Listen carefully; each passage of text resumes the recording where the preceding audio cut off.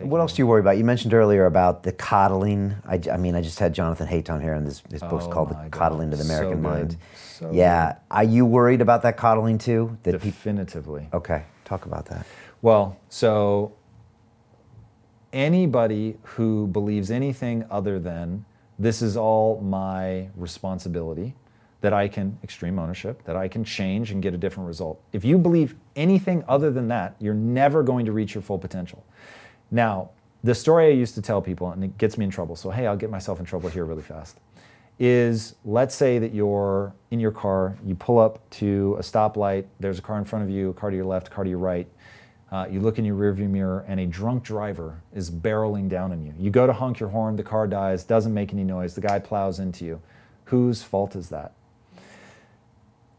Everyone's going to tell you that that's the drunk driver's fault, including the insurance company, by the way. Even the insurance company is just going to be like, yeah, that was his fault, and they're going to pay out, and everybody's going to say, what an asshole and all that. And I'm going to say, without feeling badly about myself, yes, well, it's his fault.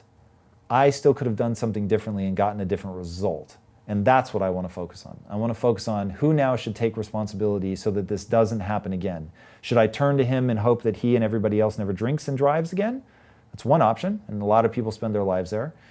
The other option is to say, well, I could have done something differently. I could have not gotten in my car. I could have not pulled into a kill box so that if I saw somebody coming behind me that I could have had an escape route. I could have made sure that I kept my car up so that I could have at least honked to try to warn him.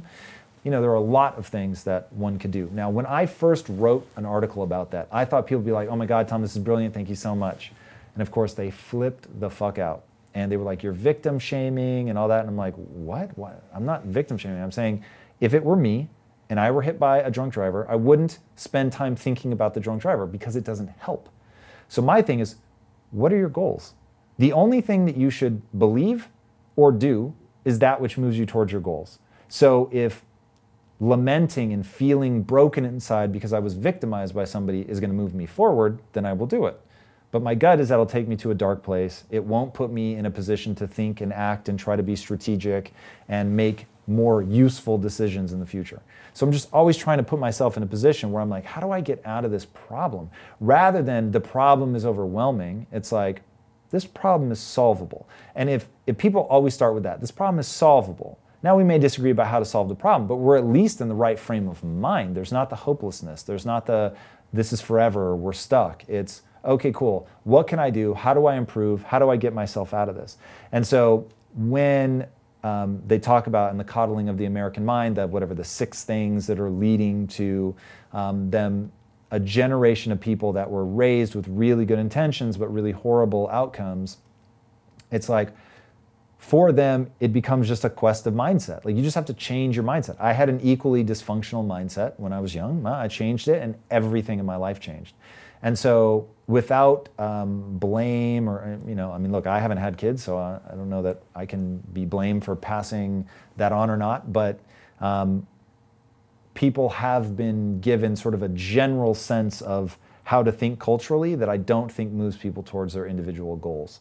So to me, it's about breaking down responsibility into the smallest subset, which is the individual. And then there's so much power and joy to be had out of that. Yeah, I agree. It's not popular though. I feel like it's not going that way either. I don't know, it's interesting. I feel like more and more people are speaking up about it, and so you're seeing people that gravitate towards, oh, I just want a solution. Like, I don't need to be right. I just want this to be rad. Like, the outcome that I desire is fulfillment. I want people to be fulfilled. And I just know that fulfillment requires you to do something hard and to build yourself, to become stronger, to become more resilient. So now I'm just talking about there are innate things in the human animal. And part of why what they talk about in the coddling of the American mind will never win long term is it's at odds with what is true of the human animal at its deepest place, which is you have an active species that desires mastery.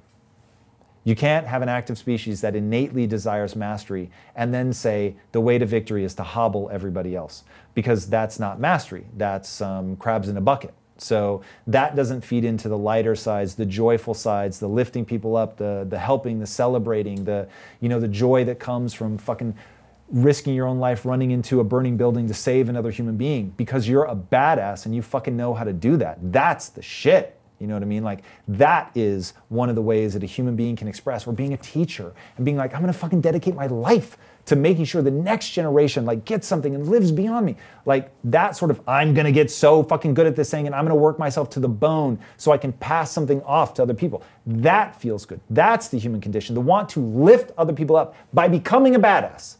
That's the thing. It's not by like sitting back and getting shit handed to you. It's about saying, no, fucking send me into the wilderness, let me become something, then I will come back, and then I can do something. It's the hero's fucking journey. If people haven't read The Long Walk to Freedom by Nelson fucking Mandela, read that shit. First of all, at 14, in front of the entire tribe, homie has to sit there with his legs splayed, buck fucking naked. A guy walks up with a really sharp fucking rock, cuts his foreskin off in a single slice, and he has to yell the warrior's prayer.